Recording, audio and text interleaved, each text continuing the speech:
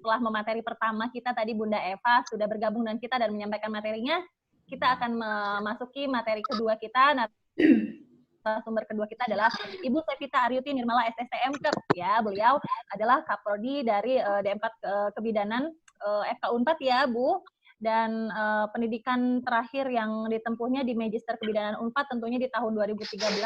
Saat ini menjabat Ketua Program Studi yang seperti yang sudah saya sebutkan tadi di awal, ya. Selamat Ibu, ternyata baru terpilih ya di 2019 kemarin, menjabat sampai 2021 ya Bu. Selamat berkarya nih di Prodi D4 Kebidanan. Banyak sekali pengalaman-pengalaman beliau, mulai dari penelitian, publikasi. Mungkin saya akan sebutkan sedikit yang, mungkin peserta Zoom Minar hari ini juga bisa melihat di layar langsung ya.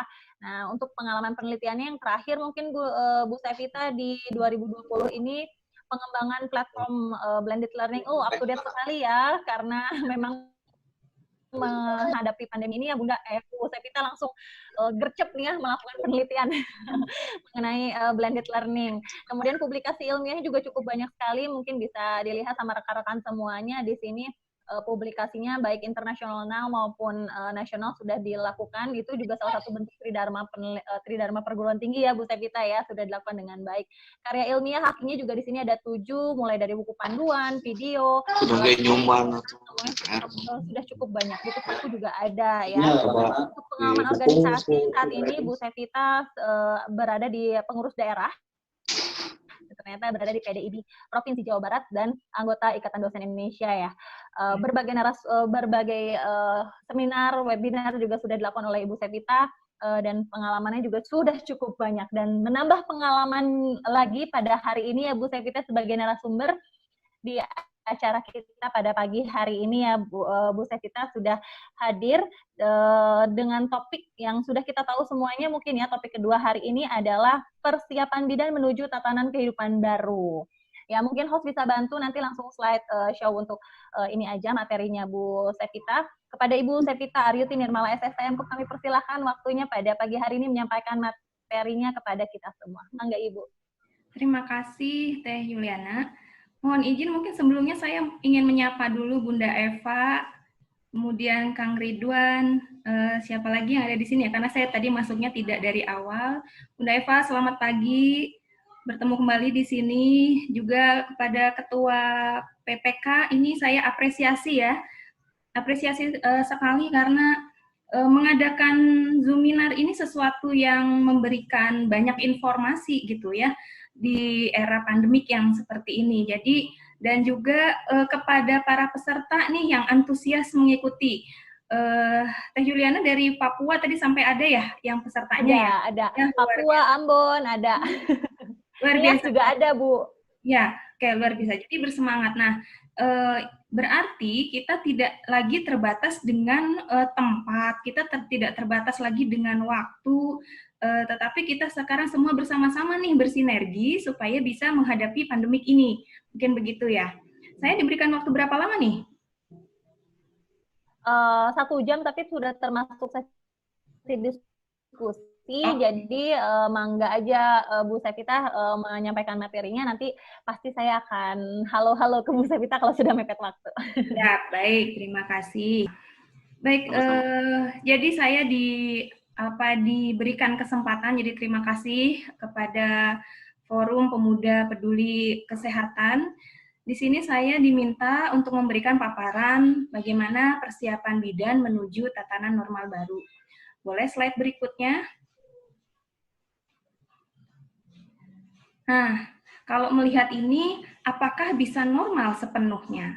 Kalau Bu Bidan, pegang ibu hamil, pasti selalu menguatkan. Ibu pasti bisa melahirkan dengan normal, pasti selalu begitu. Ibu pasti nanti bisa, bayinya sehat, ibunya sehat, dan seterusnya. Tapi situasi sekarang ada tambahan bonus yang kita dapati dengan pandemik ini. Nah, jadi apakah bisa kita normal sepenuhnya menghadapi kehidupan gitu ya.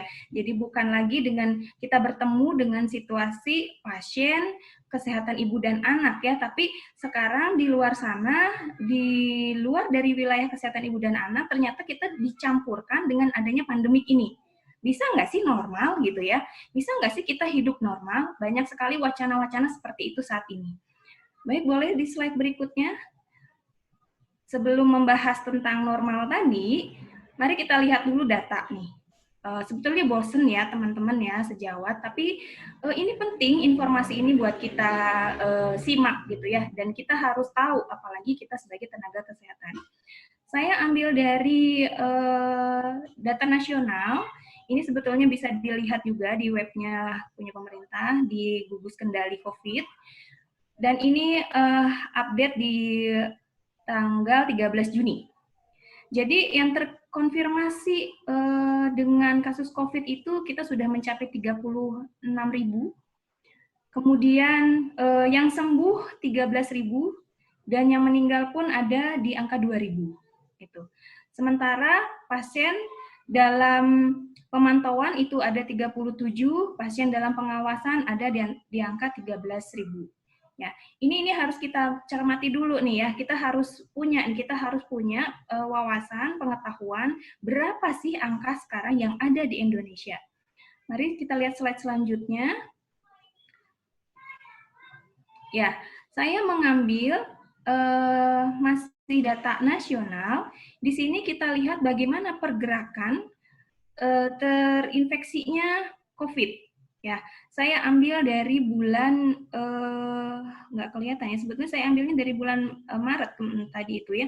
Cuman ini mungkin kita bisa lihat di Mei atau sebelum tanggal 17 ya. Ternyata nih kalau kita simak, semakin ke sini semakin tinggi itu grafiknya. Begitu juga mungkin dengan angkanya. Ya, terakhir di Juni tanggal 12, sebelahnya lagi sebetulnya itu ada tanggal 13, cuman ini capture-nya memang tidak full, ya. Nah, kalau data dari nasional ini, yang terinfeksi atau yang terklarifikasi terinfeksi COVID itu ternyata kalau kita lihat dari grafik, naik loh ini angkanya ya. Oke, mari kita lihat lagi bagaimana dengan Jawa Barat. Boleh ke slide berikutnya. Ini Jawa Barat. Jawa Barat juga punya web sendiri. Mungkin teman-teman sejawat sudah lihat semua. Maaf, saya ambilnya Jawa Barat karena memang kita berada di Jawa Barat ya sebetulnya. Walaupun teman-teman yang ada di luar sana juga mungkin di daerahnya sendiri punya web-web dari pemerintah yang membuka tentang informasi COVID ini. Bisa dilihat nanti ya. Untuk Jawa Barat, ini data di hari Jumat, ini berarti ini masih yang lama slide-nya kayaknya deh, Kang. Soalnya nanti ke belakangnya agak berbeda saya. Ini udah yang baru, Bu. Bentar saya cek dulu ya. Judulnya apa? Yang revisi kan, Bu? Oh iya betul, ya udah. Oke, di Jumat di 12 Juni datanya itu bahwa di Indonesia 35.000, tapi di Jawa Barat angkanya ada di 2.500. Ya. Kemudian yang positif aktif kita bisa lihat di Indonesia 20.000, di Jawa Barat 1.354. Nah, yang sembuh juga banyak sebetulnya dibandingkan dengan yang meninggal. Artinya angka harapan untuk sembuh itu lebih tinggi dibandingkan dengan yang meninggal. Kita itu ditakut-takutin ya dengan rasa di dalam hati itu, aduh kalau kena COVID nanti gimana ini gitu ya, karena sampai ada yang kasusnya meninggal dan seterusnya, dan memang penyebarannya ini sangat cepat gitu ya. Tetapi sebetulnya pemerintah dan beberapa institusi itu sudah mulai bergerak ya, baik itu dari institusi pendidikan, baik dari kesehatan, bergerak dengan adanya beberapa mengadakan penelitian dan seterusnya. Update terbaru kita bisa lihat UNER memberikan informasi bahwa mereka sudah menemukan sejenis obat yang mereka klaim bisa untuk membantu menyembuhkan COVID dan juga dengan stem cell-nya gitu. Jadi perkembangan ilmu itu sangat pesat dan tentunya ini bisa membantu untuk menyembuhkan COVID itu. Nah ini kita harus tahu nih informasi yang seperti ini tuh harus kita miliki perkembangan seperti ini. Jadi mungkin sebagai bidan jangan menjadi ciut ya dengan adanya data-data. Justru dengan adanya data-data seperti ini membuka mata dan wawasan kita untuk melihat apa yang terjadi di luar sana, lalu bagaimana peluang saya sebagai tenaga kesehatan.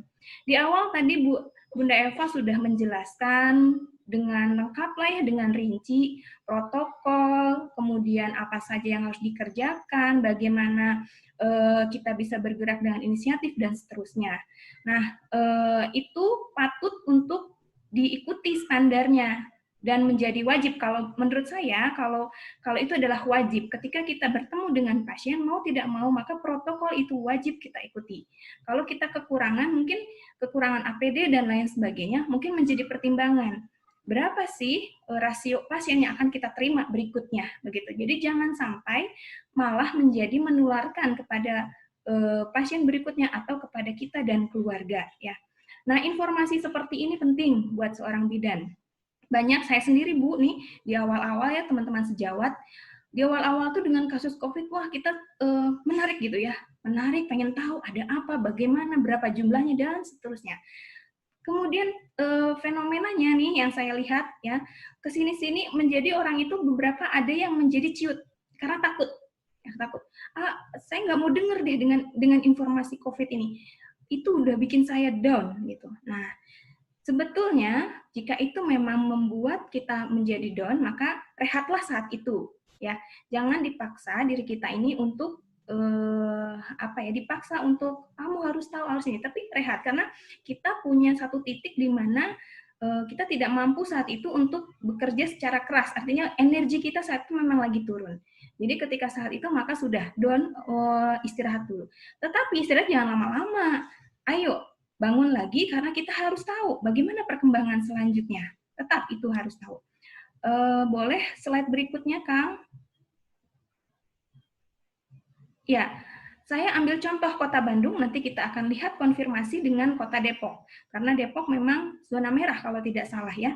Di Kota Bandung begini, ternyata tren angka kejadian yang terkonfirmasi COVID. Dari 14 Maret sampai dengan 20 Juni. Dapat dilihat teman-teman sejawat, ada peningkatan yang paling tinggi muncul grafiknya, bisa dilihat di tanggal 7 April ya, itu tinggi banget. Tinggi banget. Kemudian dia turun. Dan kalau kita perhatikan semakin ke sini, Kota Bandung itu semakin kecil. Bahkan di tanggal 11 Juni mungkin itu tidak ada yang terkonfirmasi terinfeksi COVID. 0 angkanya. Tapi di 12 Juni ditemukan 7. Gitu ya. Ini perkembangan ini penting sekali ya. Tentunya terkonfirmasi COVID dia itu memiliki waktu ya, waktu mundur ke belakang. Jadi aktivitas mundur ke belakang itu harus disimak, harus dilihat nih. Dari mana terpapar COVID-nya? Karena contoh di tanggal 7 April dengan angka 45 itu kalau kita hitung mundur 14 hari ke belakang, apa yang terjadi dengan masyarakat 14 hari ke belakang itu? Gitu.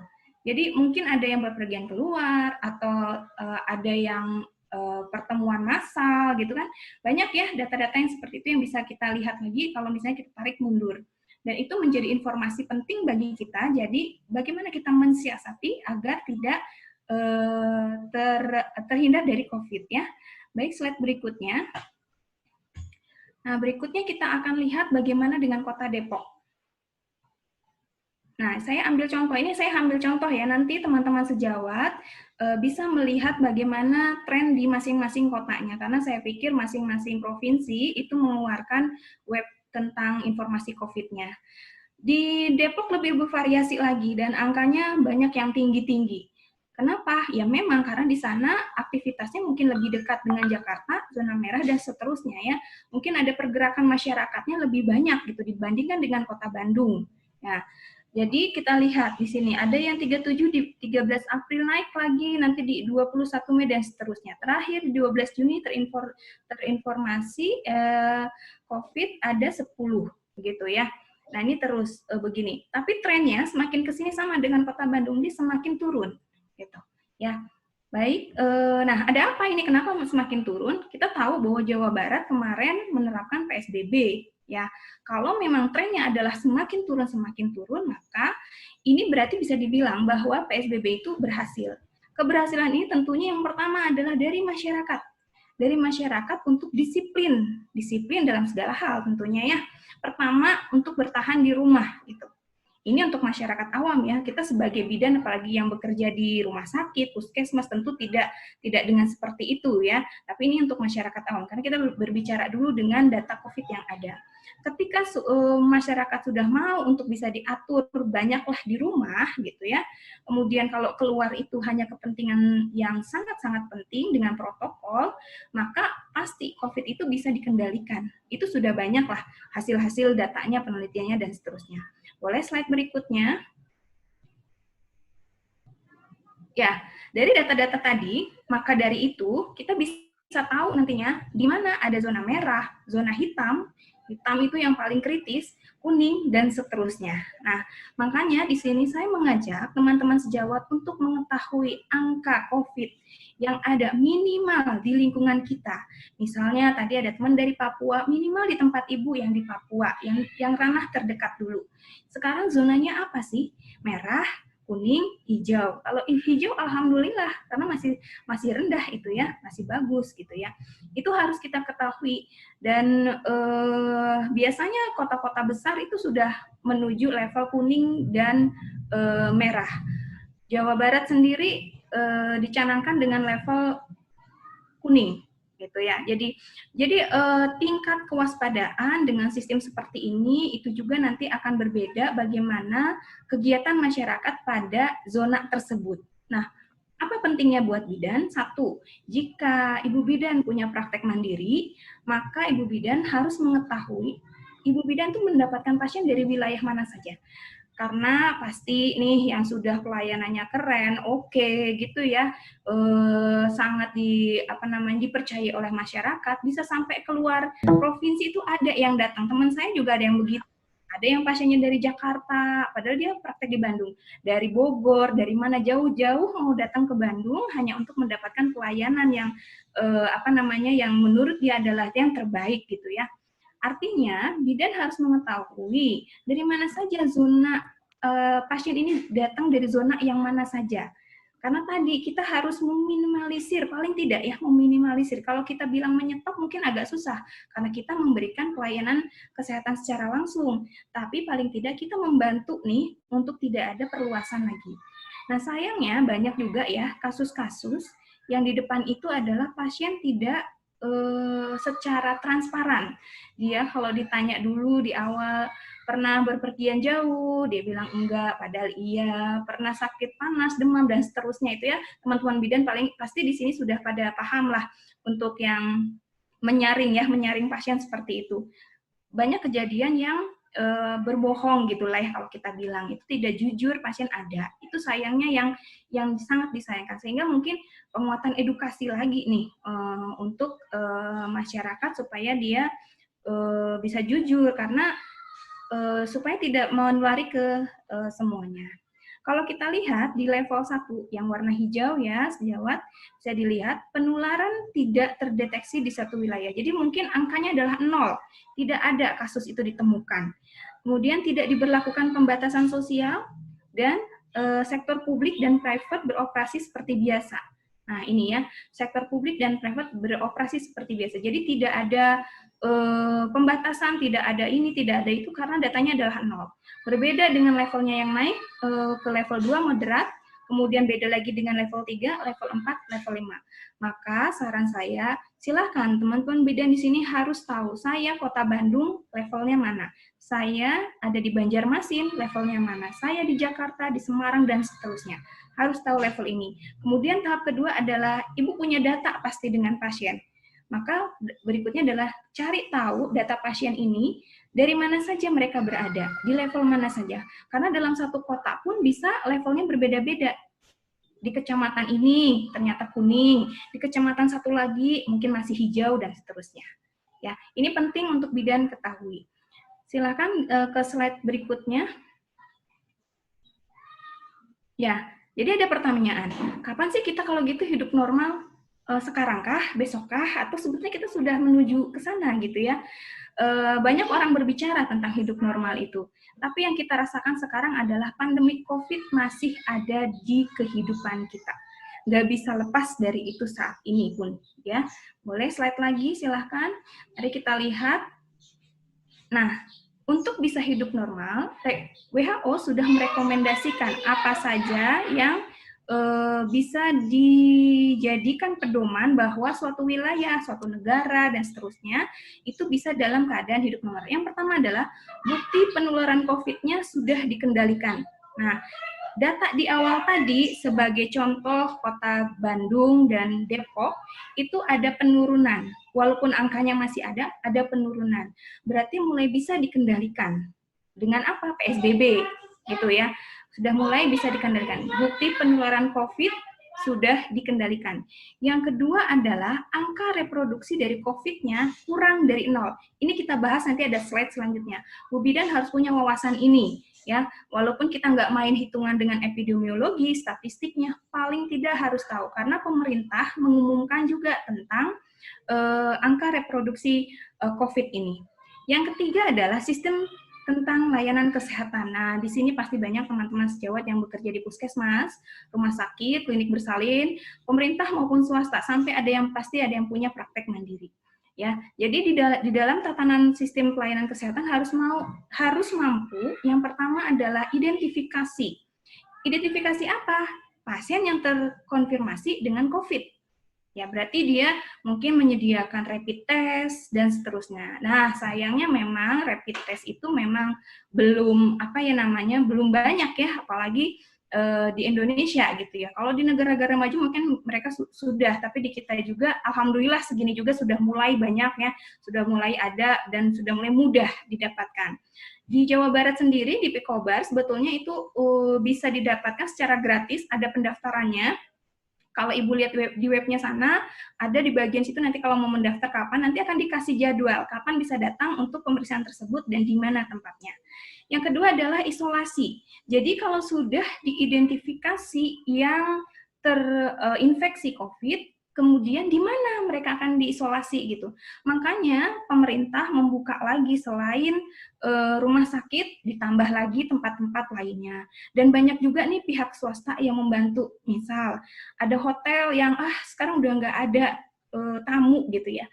Saya mau bantu pemerintah, maka hotel itu dijadikan tempat isolasi. Ada loh Bu yang seperti itu.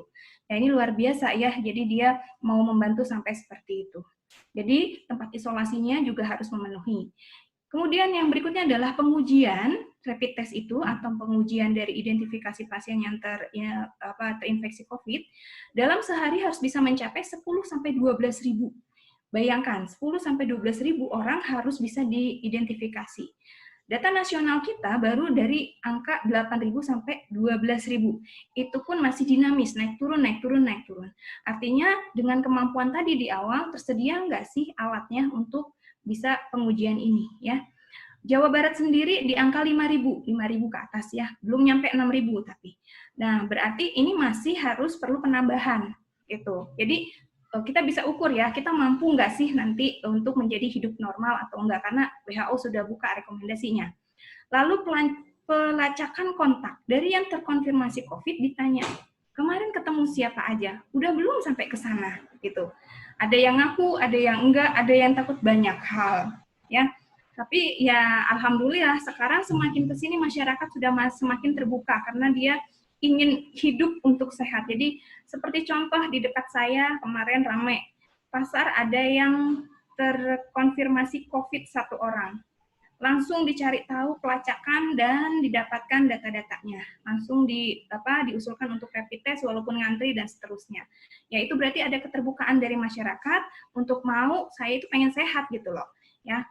Kemudian yang ketiga karantina orang terinfeksi. Nah, ini banyak ya berita-berita yang sebelum-sebelumnya yang dikarantinanya kabur, bener nggak? Duh kan udah tahu dikarantina, malah kabur. Jadi ini pun edukasi yang harus dikuatkan kepada masyarakat. Sudah terinfeksi COVID, maka ayo sembuh. Bagaimana caranya? Sudah ada protokolnya, sudah ada standarnya. Jangan tidak percaya lagi dengan yang namanya COVID ya. Tidak ada itu ya, harusnya tidak percaya itu tidak ada. Karena memang sudah real ada, walaupun nggak kelihatan ya. Lalu yang berikutnya adalah yang keempat, rekomendasinya adalah ditekankan untuk wilayah atau tempat dengan kerentanan tinggi. Itulah kenapa tadi ada zona hitam, merah, dan seterusnya. Jadi nanti ditekankan untuk wilayah tempat atau kerentanan tinggi. Jadi pada daerah-daerah zona tadi tertentu, itu perhatiannya khusus. Sekarang kita lihat, Jawa Timur itu angkanya sudah mulai melonjak dibandingkan DKI Jakarta. Ada apa di Jawa Timur? Nah, itu yang menjadi perhatian sebagai contoh. Apakah masyarakatnya tidak disiplin, alatnya kurang, dan lain sebagainya. Banyak problem yang terjadi. Next, rekomendasi WHO selanjutnya adalah menetapkan langkah-langkah pencegahan di lingkungan kerja. Protokolnya harus ketat. Nah, Bu Bidan tadi sudah dipaparkan oleh Bunda Eva, bagaimana sih protokol yang harus kita laksanakan, ya, itu menjadi suatu kewajiban. Nggak ada lagi sunnahnya gimana, nggak boleh nanya sunnah sekarang mah. Jadi menjadi wajib, karena mau tidak mau, kalau tidak mau ketularan ya gunakan yang benar gitu ya. Ketika tidak ada APD-nya bilang gitu ya, apa yang bisa dibantu nanti dari berbagai pihak gitu. Jangan ditutup-tutupin, pengen pasien banyak tapi tidak tersedia APD gitu ya. Tetap protokol ini harus ketat sehingga gembar-gembor yang kita lihat di berita-berita, di TV, di media sosial lainnya, protokol ini terus aja diingetin, cuci tangan, pakai masker gitu ya, etika batuk dan bersin, dan seterusnya, tetap dikuatkan. Karena memang ini yang harus dilakukan oleh kita semua. Kemudian, rekomendasi lainnya adalah risiko terhadap kasus dari pembawa virus yang masuk ke suatu wilayah harus bisa dikendalikan. Ya, ketika ada kasus baru, maka jangan sampai kasus ini bertambah semakin banyak. Jadi kalau kita sudah tahu, ini ada kasus baru, jangan diusahakan jangan nambah nih. Gimana cara jangan nambah? Tentunya dengan protokol yang sudah ada. Ya. Yang ketiga, masyarakat harus diberikan kesempatan untuk memberikan masukan, pendapat, dilibatkan dalam proses masa transisi menuju new normal. Ya, betul sekali ya. Karena ini adalah akan menyangkut dengan suatu keadaan sosial, suatu budaya, bagaimana keadaan ekonomi suatu wilayah, banyak sekali menyangkut hajat hidup orang banyak kalau kita bilang seperti itu. Sehingga pemerintah atau orang-orang yang mengambil keputusan, kebijakan, harus bisa mendengarkan masukan-masukan dari masyarakat. Ya, dari warganya. Apa sih masalah yang ada, bagaimana solusinya gitu ya. Jangan terlalu tinggi tetapi tidak bisa dikerjakan atau tidak membumi nih di masyarakatnya. Baik, Selanjutnya akan kita bahas tentang tadi, di awal saya bilang ada angka reproduksi COVID. Nah, ini untuk sebagai wawasan untuk diketahui, apa sih sebetulnya itu bisa dibilang adalah angka yang menunjukkan bagaimana penyebaran COVID ini berlangsung. Ya, reproduksi artinya melahirkan. Ya, jadi dia menularkan, bukan melahirkan, tapi menularkan. Bagaimana angka reproduksinya?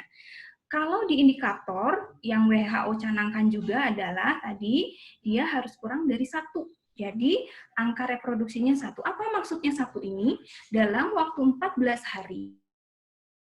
Kita tadi bahas tentang angka reproduksi COVID. Jadi kalau indikatornya sama dengan atau kurang 1 adalah dalam 14 hari ada nggak nih yang tertular 1 orang. Kalau ada sama dengannya berarti 1 orang ya. Tapi kalau kurang dari 1, ya orang kan nggak bisa dipecah-pecah ya. Jadi harusnya sih tidak sama sekali begitu. Nah, Jawa Barat angka indikatornya itu 1,09 kalau nggak salah. Jawa Barat ya. Mohon maaf contohnya Jawa Barat karena saya ambil yang simpel di wilayah saya sendiri. Informasi kayak gini itu disampaikan di masing-masing web di provinsi masing-masing. Jadi harus disimak berapa sekarang yang ada di provinsi ibu-ibu sekalian atau teman sejawat ya. Mari kita lihat lagi apa sih bedanya dengan RO dan RT. Nah, ternyata perhitungan secara epidemiologi angka reproduksi ada yang 0, ada yang T. Bedanya apa? Kalau 0 itu tidak ada intervensi. Jadi, dibebaskan, tidak menggunakan protokol sama sekali. Boleh dibuka sekolah, boleh dibuka kantor yang seperti biasa, layanan publik dibuka gitu ya. Tidak menggunakan protokol yang sudah ditetapkan yang pernah kita tahu, yang kita tahu ya. Itu adalah R0. Lalu kalau RT itu ada intervensi, yang seperti kita tahu sekarang intervensinya banyak sekali ya. Misal, sudah ada dibuka perkantoran, tapi dijadwal dalam satu kantor itu berapa orang yang bekerja di situ. atau sekolah. Nah, atau apalagi. Jadi ada protokolnya ya. Jadi itu perbedaan dari R0 dan RT. Kalau R0-nya sudah menunjukkan kurang dari 1 atau memang 0, itu bagus sekali, berarti udah nggak ada penularan. Ya, itu bagus sekali, nggak usah dikasih intervensi pun tidak menular. Gitu. Masalahnya tidak seperti itu COVID, nggak bisa ya. Udah dikasih intervensi juga, tidak disiplin, susah ya. Mana belum ada imunisasinya dan seterusnya. Banyak ya, banyak yang harus dikuatkan terkait protokolnya. Gitu. Ini sebagai wawasan kita ya. Nah, bagaimana dengan COVID? Angka reproduksi menurun sebetulnya, tapi dengan intervensi yang cukup ketat. Harus ketat angka reproduksinya menurun dengan intervensi ketat. Kenyataannya begitu. Ya, kenyataannya begitu. Nggak bisa kalau nggak pakai protokol yang ketat, nggak bisa. Yang kedua adalah validkah data statistik COVID yang ada? Nah, kenapa saya tanya begitu? Karena tadi di depan ada data misalnya yang dalam pengawasan, yang dalam perawatan, dan seterusnya. Lalu bagaimana dengan kasus orang tanpa gejala? Orang tanpa gejala tidak terdeteksi, tapi dia membawa karir. Ya, ini bagaimana? Jadi valid nggak sih sebetulnya data statistik? Ya, kita melihat lagi ya sekarang yang bisa tercermati oleh angka statistik ya seperti itu. Ini pun sebetulnya sudah membawa banyak keuntungan buat kita karena kita bisa tahu bagaimana perkembangan dari COVID ini ya. Jadi mau tidak mau mari kita bantu pemerintah mengikuti protokol yang ada gitu ya. Jangan jadi ada nggak ada juga sama, bukan seperti itu. Justru bagaimana nih kita bisa menekan angka dari reproduksi COVID ini ya. Ini hanya sebagai wawasannya teman-teman, mungkin ada yang sudah belajar EPIK yang lebih tahu dan seterusnya. Oke, next. Ya, nggak bisa dipungkiri ya, pandemi COVID itu banyak dampaknya pada dunia, bukan hanya kesehatan, tapi sudah menjamah ekonomi, kehidupan tantangan sosial, bahkan politik. Kalau kita mau perkembangan lihat global, dunia, Amerika sama Cina itu lagi perang. Cuman kita bisa lihatnya dari sisi mana nih. Mereka secara sisi ekonomi saling berkutat gitu ya. Nah, apa dampaknya? Banyak dampaknya buat negara-negara seperti negara kita ini. Cuman kita menyikapinya seperti apa? Udah, itu urusan politik, kita nggak usah bahas ke sana. Hanya kita perlu tahu bahwa COVID itu sampai segitunya gitu ya. Maka kita jangan berdiam diri ya. Next, selanjutnya. Slide berikutnya. Oke, nah tadi di depan ada pertanyaan, bisa normal nggak sih? Nah, sebenarnya apa sih kehidupan yang normal itu? Ya, kalau kita simak mas seperti ini ya, kurang lebih saya mencoba dari beberapa sumber, saya coba rangkum. Yang pertama adalah suatu kehidupan normal. Normal itu seperti biasa. Kita pergi keluar bisa biasa, ya kita pergi mau belanja, mau sekolah, mau kerja, mau ngapain gitu, itu kehidupan normal. Ada aktivitas ekonomi, sosial, kegiatan publik ya dengan standar yang sebelumnya tidak ada ya, karena dibilang baru tadi. Nah, yang barunya adalah standar kesehatan yang sebelumnya tidak ada. Dulu nggak pernah gembar-gembor harus pakai masker, kecuali yang sakit doang ya. Tapi sekarang siapapun harus, wajib, harus loh ya. Jadi itu adalah contoh yang baru. Contohnya, di awal-awal WHO merekomendasikan yang pakai masker medis adalah yang sakit gitu ya. Yang nggak sakit nggak pakai masker nggak apa-apa di awal-awal ada pandemi COVID nih. Tapi setelah itu beberapa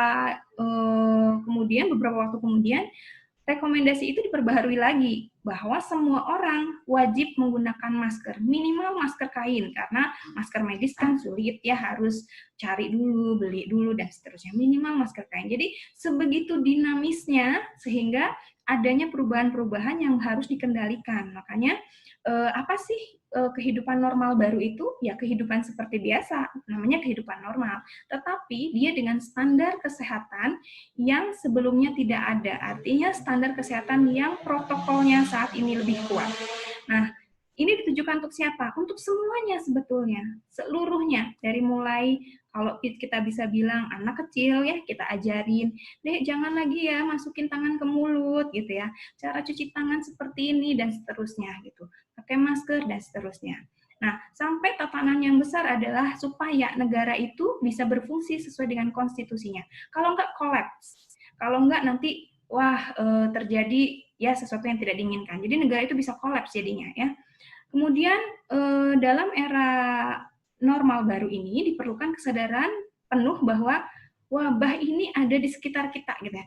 Jadi jangan keasikan dengan kehidupan baru, boleh kesana sini seenaknya gitu ya. Enggak ya. Kita harus ingat bahwa kita berada bersamaan dengan COVID. Nah, gimana nih biar kita bisa aman kan gitu ya. Diperlukan juga koordinasi pemerintah pusat, daerah, ya sampai ke lini-lininya di bawah. Kalau kita di lingkungan rumah itu sampai RT, sampai RW, kalau bisa ya kader yang seperti itu, untuk memastikan kesehatan secara masif, kemudian tersedianya sarana kesehatan peralatan medis. Kalau ini untuk pelayanan medis ya. Tapi kalau lingkungannya udah di masyarakat, minimal saya lihat banyak di daerah-daerah lingkungan perumahan itu sudah menyediakan tempat cuci tangan, kemudian ada sabunnya dan seterusnya. Ada banyak flyer atau apa yang dipasang, pakai masker, diingatkan. Bahkan ada teman bidan praktek dipasang itu ya. Kalau nggak pakai masker kami tidak melayani gitu. Jadi udah sampai ke sana gitu ya supaya masyarakat itu mau menggunakan protokol ya. Kemudian yang berikutnya adalah perlu adaptasi dengan hidup normal pada pola kebiasaan baru. Nah, ini menarik nih. Jadi sekarang kita sudah masuk ke normal baru atau belum gitu ya. Nah, ternyata itu sekarang mungkin kalau saya bilang masih masa transisi. Karena belum semuanya, transisinya pun masih sangat awal. Ingat tadi, angka reproduksi COVID-nya masih di angka 1 lebih. Gitu. Jadi sebetulnya sih, kalau lihat rekomendasi WHO, mungkin masih bilang jangan dulu gitu ya. Tapi tadi kembali lagi bahwa semua harus hidup gitu ya, semua harus jalan gitu. Maka bagaimana biar semuanya jalan dan tetap aman. Nah, ya, saat ini kita masih dalam masa transisi, di mana transisi ini benar-benar baru buka pintu. Kalau saya lihat baru buka pintu, mau melangkah keluar. Nah, itu bagaimana? Jadi ada pola baru yang akan nanti kita lakukan, dan sulit pola baru itu pasti akan susah gitu ya, buat siapapun yang belum terbiasa akan menjadi susah. Slide berikutnya.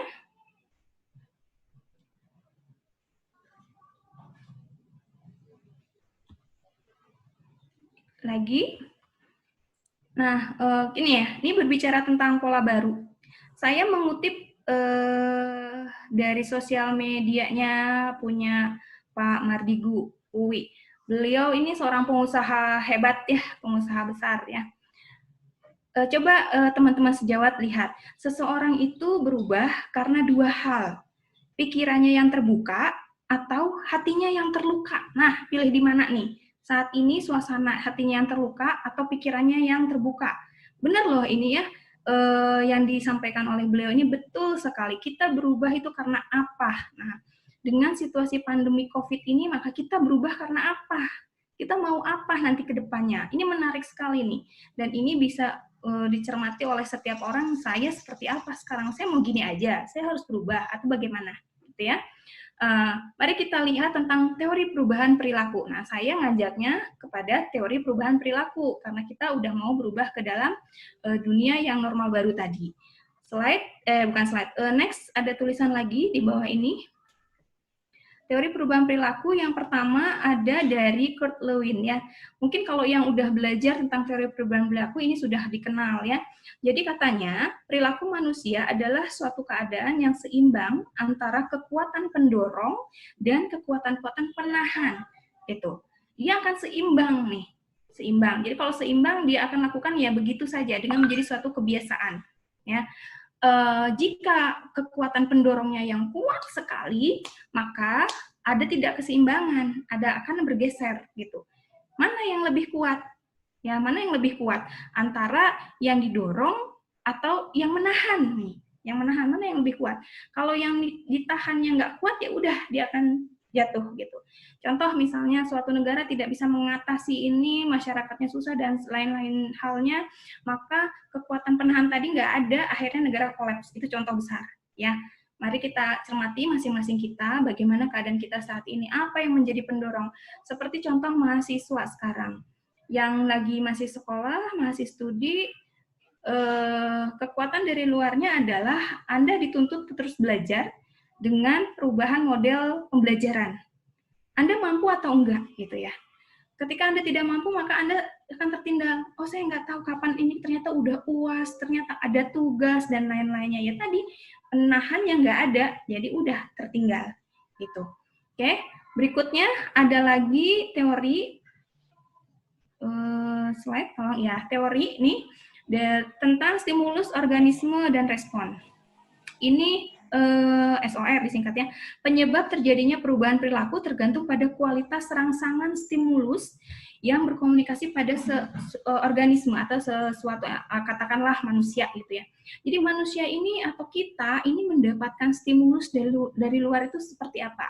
Kalau stimulus ini kuat, maka dia akan mendorong kita untuk berubah. Sebagai contoh, pemerintah memberikan stimulus tentang pola hidup bersih yang baik, protokol-protokol COVID-nya ada. Kalau itu kuat, maka dia bisa merubah tatanan atau di masyarakat bagaimana mengaplikasikan dari PHBS yang baru ini. Gitu, itu sebagai contoh. Jadi kalau stimulusnya kuat, maka nanti akan ada berubah. Maka kita nih sebagai tenaga kesehatan, sebagai bidan, kita bantu pemerintah untuk memberikan edukasi supaya perubahan PHBS yang bagus ini memang betul-betul tercipta minimal di lingkungan kita sendiri. Oke, next slide.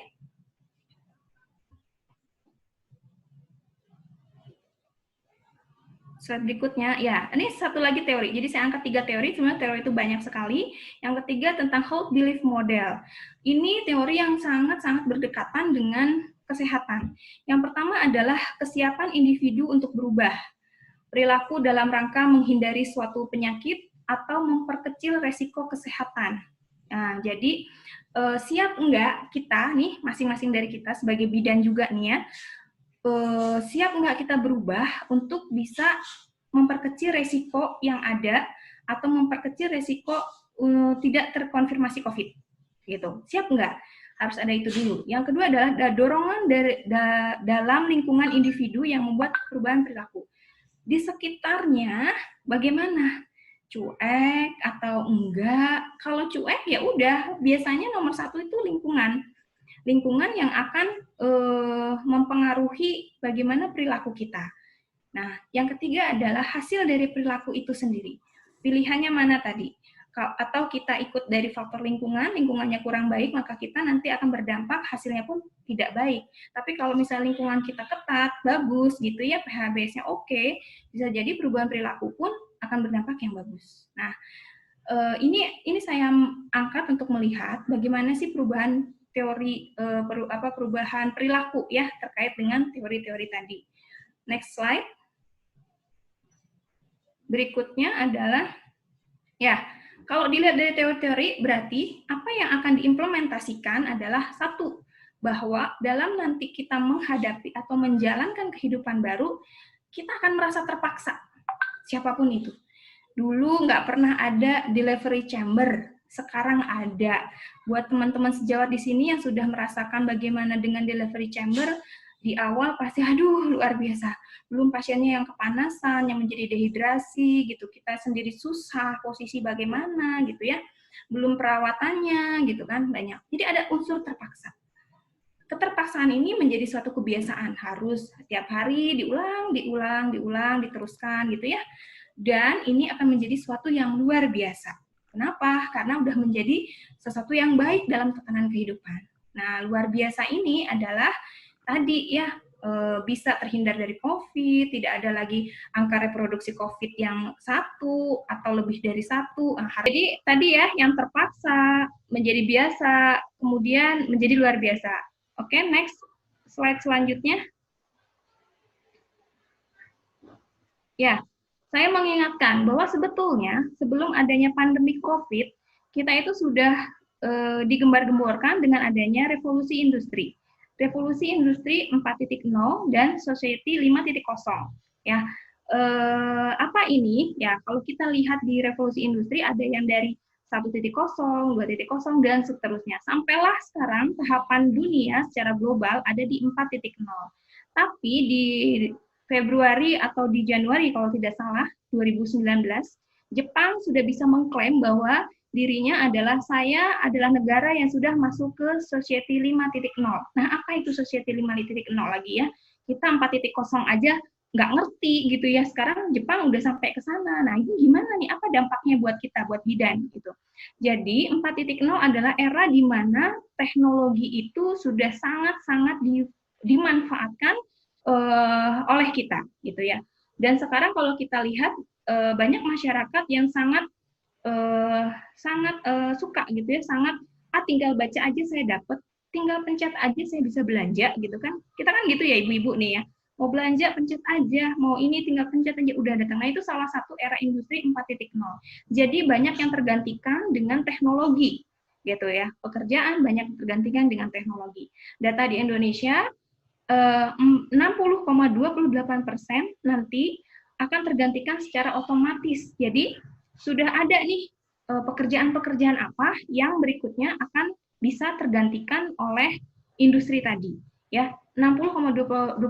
Banyak banget loh Bu, ini 60,28%. Jadi kalau kita nggak bisa mengikuti era ini, apalagi sebagai bidan, kita mungkin juga salah satunya yang akan tergantikan oleh mesin. Nah, tapi nggak mungkin ya, karena kita memberikan pelayanan pure kepada masyarakat. Oke, next selanjutnya. Slide berikutnya. Ya, nah pada 5.0, boleh diklik lagi. Pada 5.0, dinamakan dengan Solution for Better Human Life. Jadi masyarakat yang memasyarakatkan manusia gitu. Jadi titik fokusnya adalah kebutuhan manusia itu terpenuhi dengan adanya kecanggihan dari teknologi. Jadi katanya adalah bahwa kehidupan ini akan lebih baik dengan adanya teknologi yang sangat bermanfaat.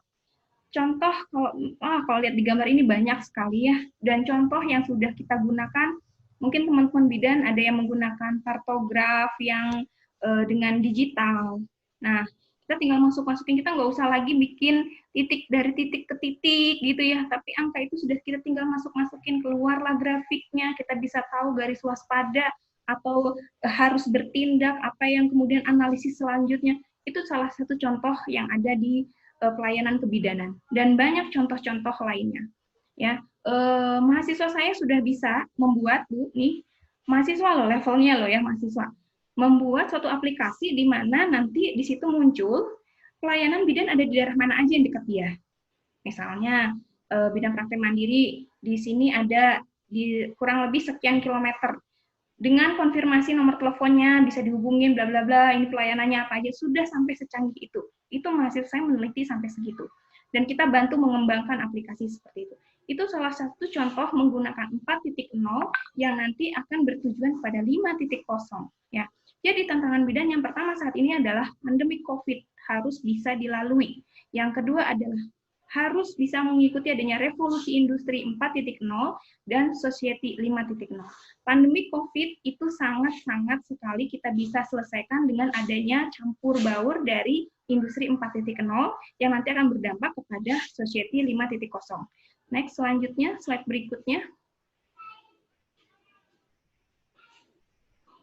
Bahkan tadi pagi saya lihat di berita, ada restoran yang sudah punya robot untuk mengantarkan makanan kepada para pelayannya, pada pelanggannya. Jadi tidak ada kontak antara yang punya restoran dengan pelanggan. Itu salah satu contoh juga ya. Jadi apa yang harus kita kerjakan?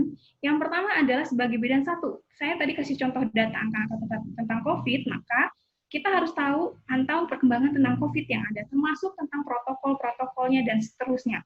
Karena kedinamasian ini cepat ya dengan COVID.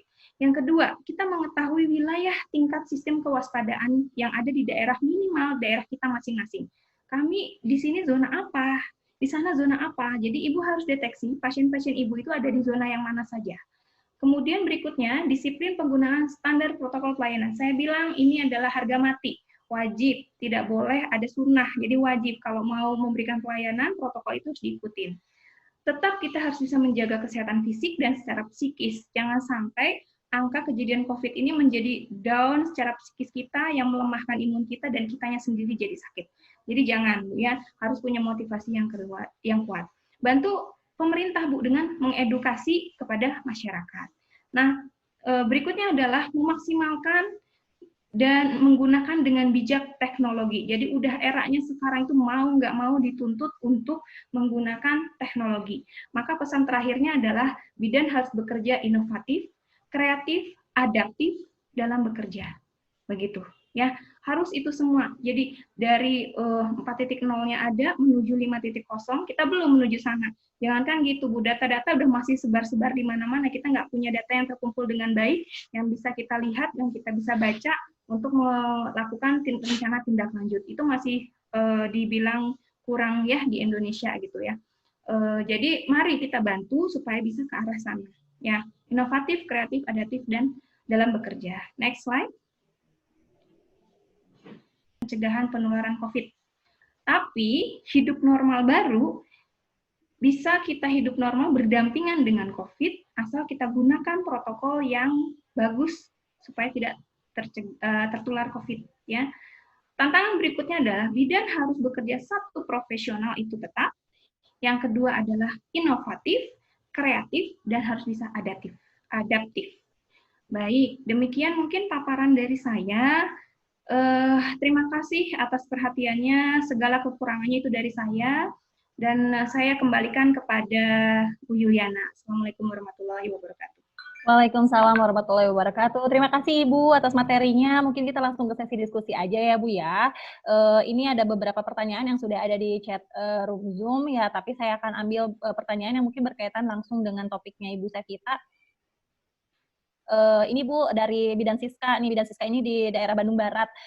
Bidan Siska bertanya nih Bu Sevita, kan Posyandu nih sekarang lagi nonaktif ya Bu, katanya di persiapan di wilayahnya dia di Kabupaten Bandung Barat itu akan mulai aktif lagi di awal bulan Juli gitu ya kata Bidan Siska. Bagaimana nih protokol kesehatan di Posyandu? Apakah memang perlu dibatasi pengunjungnya supaya terjadi keramaian gitu ya? Bagaimana solusinya dari Bu Sevita nih? Ini juga kan memang Bidan juga ada di Posyandu ya Bu ya, bagaimana solusinya? Yes, betul, bagus sekali pertanyaannya Bu Siska, terima kasih untuk pertanyaannya.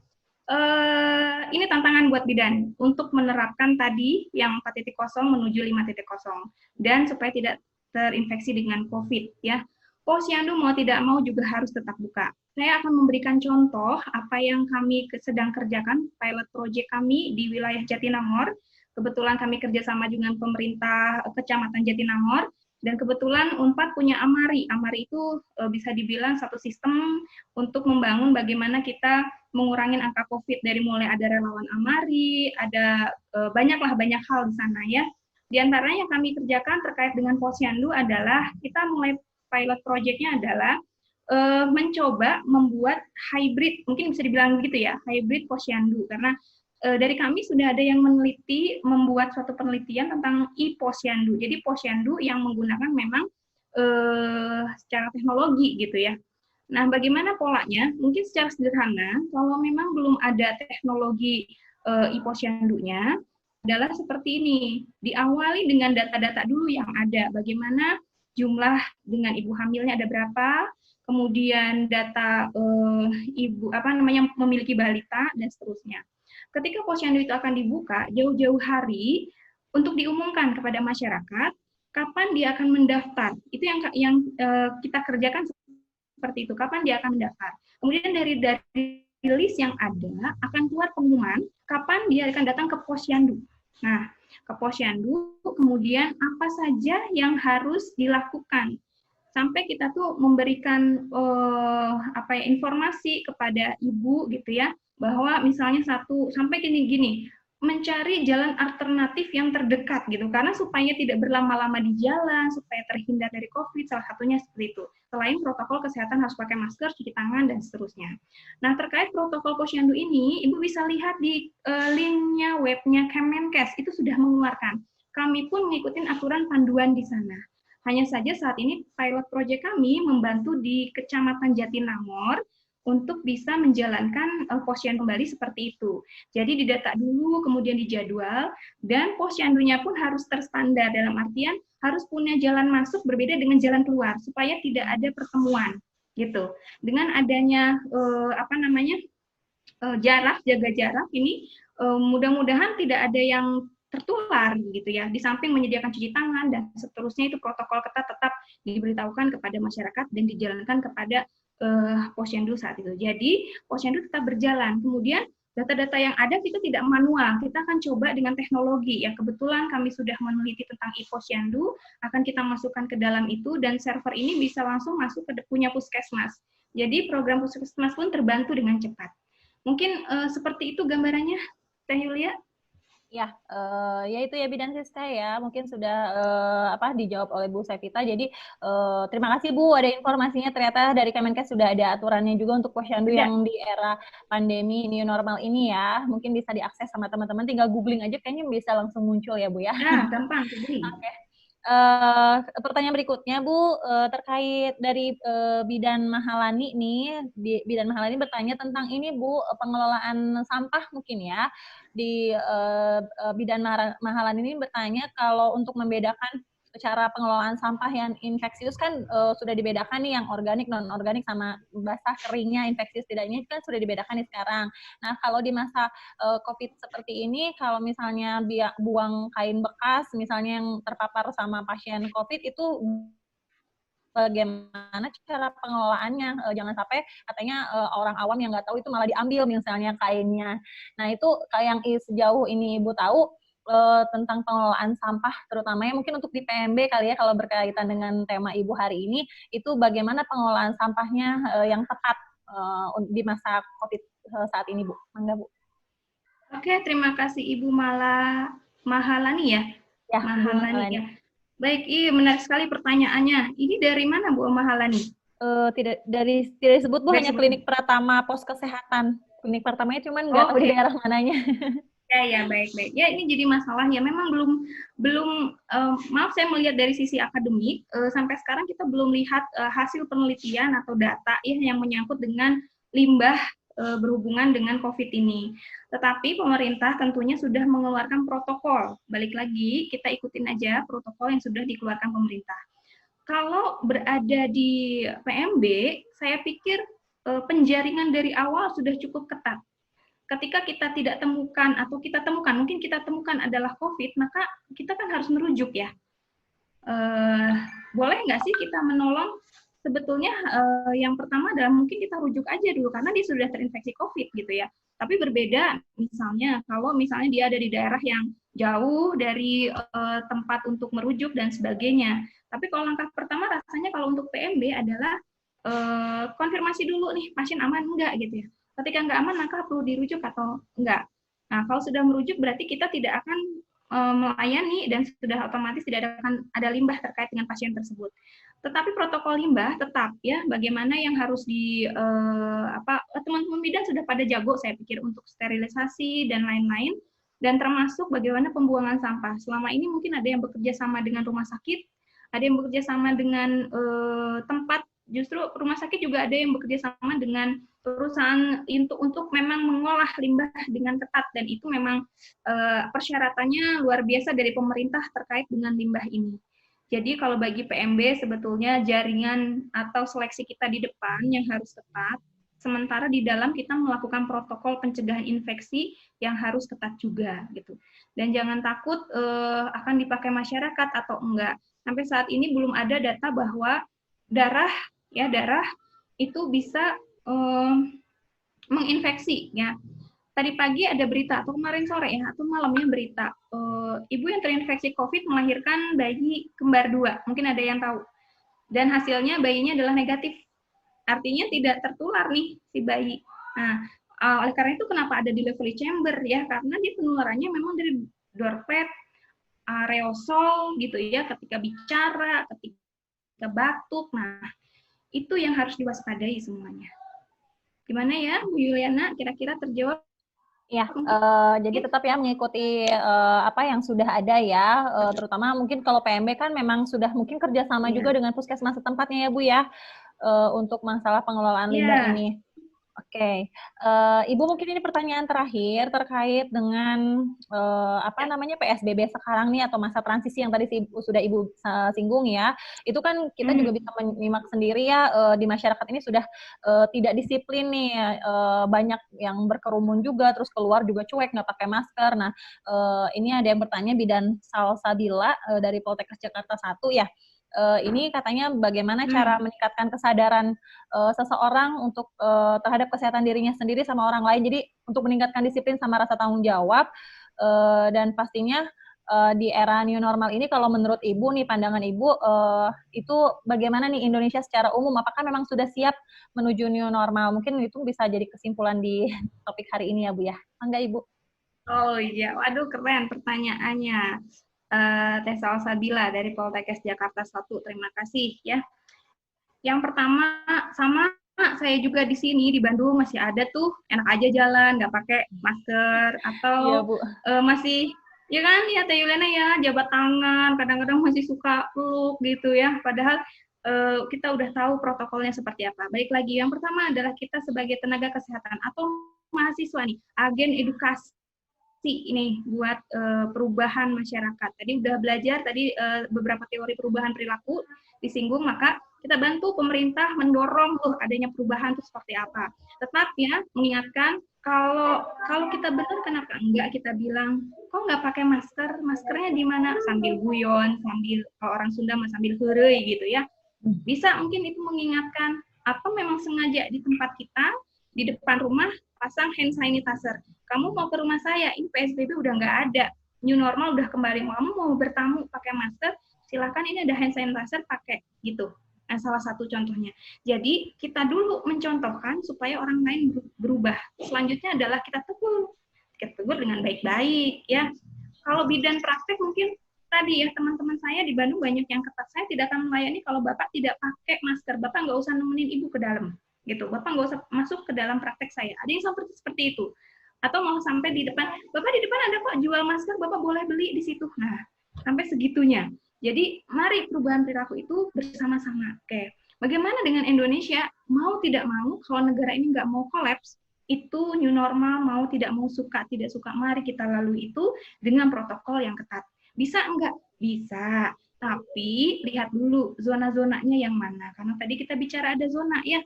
Misalnya, kira-kira Bandung udah bisa nggak ya? Lihat dulu angka reproduksi COVID-nya berapa. Sudah rekomendasi WHO-nya sudah oke belum di checklist semua gitu ya? Bisa nggak gitu? Nah, jadi mungkin tidak seluruh nasional akan bergerak, akan dilihat dulu area-area yang bagaimana sudah bisa untuk new normal. Dan tentunya harus evaluasi. Dalam 2 minggu apa perkembangannya? Oh, tidak ada tertular, bagus. Tapi dalam 2 minggu meningkat lagi, mungkin bisa tutup lagi, tergantung. Jadi masyarakat juga harus disiapkan. Mari kita sebagai bidan, sebagai agen edukasi untuk tidak bosan membantu pemerintah dalam protokol pencegahan COVID ini. Terima kasih Bu Yulia, itu saja mungkin ya. Ya, terima kasih Bu Sevita ya sudah terjawab beberapa pertanyaan yang berkaitan dengan topik ya. Mungkin tadi ada beberapa pertanyaan lagi sih, tapi kalau saya baca mungkin pertanyaannya bisa terjawab dari yang sudah dipresentasikan tadi, di-sharingkan langsung oleh Bu Sevita ya. Atau mungkin nanti panitia bisa bantu untuk beberapa pertanyaan yang mungkin belum terjawab. Karena Ibu Sevita, terima kasih atas sharingnya pada siang hari ini ya, di hari Minggu ini. Mohon maaf mengganggu waktu weekend Ibu nih, tapi terima kasih sangat bermanfaat sekali informasi Ibu terkait persiapan kita ya sebagai peran bidan nih untuk menghadapi new normal. Betul ya Bu ya, jadi dimulai dari kita sendiri nih ya, profesi kita sendiri, baru kita bisa share ke masyarakat. Kita yang aware dulu ya Bu ya dengan kondisi COVID saat ini, baru kita bisa melihat membantu masyarakat untuk penanganan COVID ini ya Bu ya.